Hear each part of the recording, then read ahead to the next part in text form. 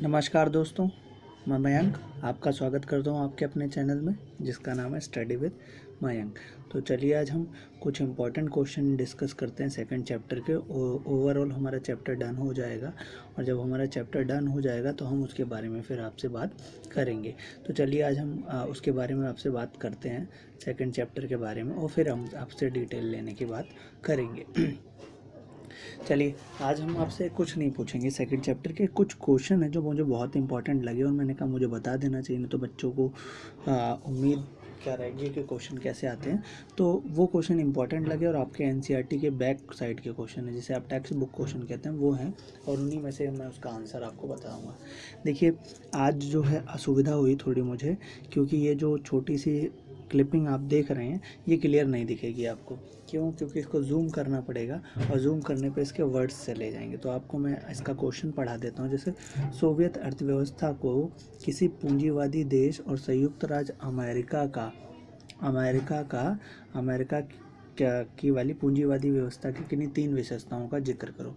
Question इस तरह से है कि सोवियत अर्थव्यवस्था को किसी पूंजीवादी देश जैसे संयुक्त राज्य अमेरिका व्यवस्था से अलग करने वाली तीन व्यवस्थाओं के बारे में, जो कहते हैं कि सोवियत संघ की अर्थव्यवस्था जो थी वो पूंजीवादी देशों से अलग कैसे थी, उसकी व्यवस्थाओं जो अलग थी उसकी तीन विशेषताएं बताइए। साम्यवादी देशों की तीन विशेषताएं। तो देखिए पहला बात कहते हैं कि जब पूंजीवादी देश था तो पूंजीवादी देश में जो संसाधन थी, संपदा थी, अर्थव्यवस्था थी, सब पर किसका अधिकार होता था? मालिकियत हक होता था। जबकि यहाँ पर साम्यवादी व्यवस्था में सारा हक किसके अंदर था? गवर्नमेंट के अंदर था। यहाँ पर पहले में यही कहा गया, सोवियत संघ की पूंजीवादी संयुक्त अमेरिका की अर्थव्यवस्था को मालिकियत जो था वो ज़्यादातर किसके पास था? वो मालिकियत अमेरिकी अर्थव्यवस्था में निजी संपत्ति और संस्था को समाप्त कर दिया गया और मालिकियत का प्रमुख रूप राज्य के स्वामित्व में था। जितना भी सारी चीज़ें थी वो राज्य के स्वामित्व में थी।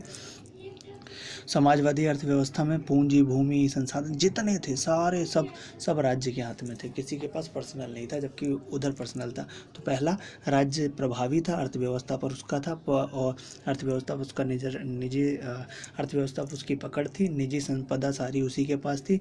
दूसरा कि साम्यवादी देश में अर्थव्यवस्था के विपरीत समाज, पार्टी, संस्था प्राथमिक महत्व दिया। उत्पाद के भूमि आदि सब पर किसका नियंत्रण था? राज्य का नियंत्रण था। दूसरा, पूंजी देश के विपरीत सोवियत अर्थव्यवस्था योजना रूप से नियंत्रण में थी। भूमि, उत्पाद और स्वामित्व के अलावा नियंत्रण राज्य का ही था। और ये बोला जाता है कि यहाँ के जो शासक थे ना, वो बड़े प्रभावी हो गए थे और शासक के प्रभावी होने के कारण यहाँ पर ये इसकी भी विशेषताओं को बताता है कि यहाँ पर सारे से पहला चीज़, यहाँ सारे संसाधन सबके राज्य के हाथ में, संसाधन के साथ उद्योग धंधे भी राज्य के हाथ में थे।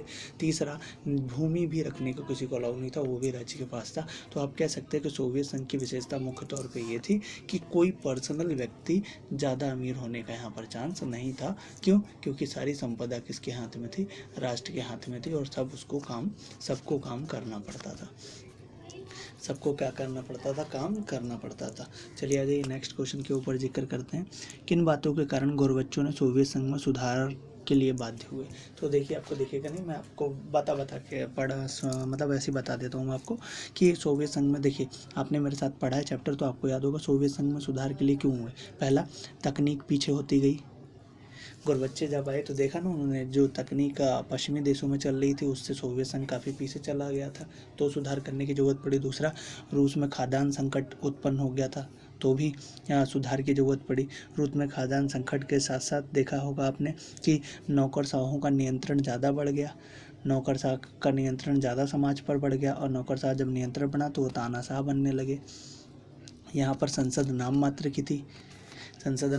की थी, सारी शक्ति राष्ट्रपति के हाथ में रह गई थी।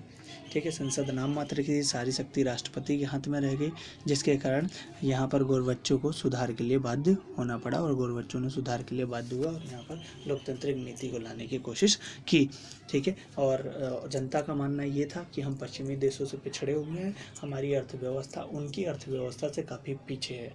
ये आपको चैप्टर में पढ़ाया गया था, तो आप उससे भी पढ़कर जान सकते हैं। वीडियो को देखिए, पुरानी वाली वीडियो को देखिए, आपको नॉलेज मिल जाएगी और आप जान सकते हैं कि किस प्रकार से उधर काम हुआ था। चलिए आज थर्ड क्वेश्चन पे जिक्र करते हैं।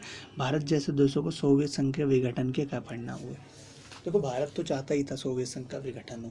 क्यों? क्योंकि भारत जंग की स्थिति में किसी भी पूरे जो नए नवनिर्मित राष्ट्र थे उन्हें जंग में नहीं धकेलना चाहता था। इसलिए चाहता था ये जो ध्रुवीयकरण वाला जो दो ध्रुवीय व्यवस्था बना हो वो ख़त्म हो जाए, किसी का पावर ना रह जाए, इसलिए उसने तोड़ने का प्रयास किया ही किया था।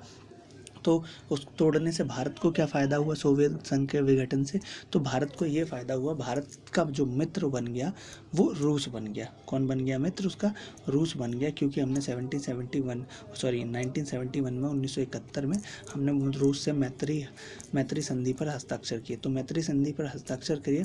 तो इसके बाद क्या था ना, जब एक ध्रुवीय व्यवस्था बनी तो एक ध्रुवीय व्यवस्था के कारण क्या हुआ, सारे देश तो एक ही साथ थे। तो एक ध्रुवीय व्यवस्था के कारण अब हमारी नीतियाँ खुली।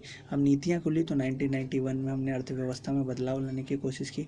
जब अर्थव्यवस्था में हमने बदलाव लाया तो अर्थव्यवस्था में हमने पूंजीवाद के साथ साथ एलपीजी नीति को अपनाया। एलपीजी नीति का liberalisation, privatisation and globalisation. Liberalise उदार बने हमने अपने बाज़ारों को मुक्त कर दिया, प्राइवेटाइज किया, सारी सरकारी संपत्तियों को अब निजी हाथों में देने लगे। और ग्लोबलाइजेशन, हम वैश्विक रूप से जुड़े, हमने अपने बाज़ारों को विश्व में डेवलप करने की कोशिश की।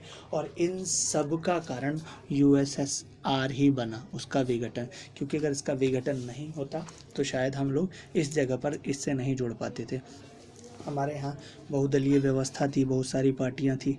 सोवियत संघ के उदारवादी नेतृत्व के कारण, सोवियत संघ ने हमें उत्तरवादी ने उदारवादी नेतृत्व के कारण ही हम आगे बढ़ पाए।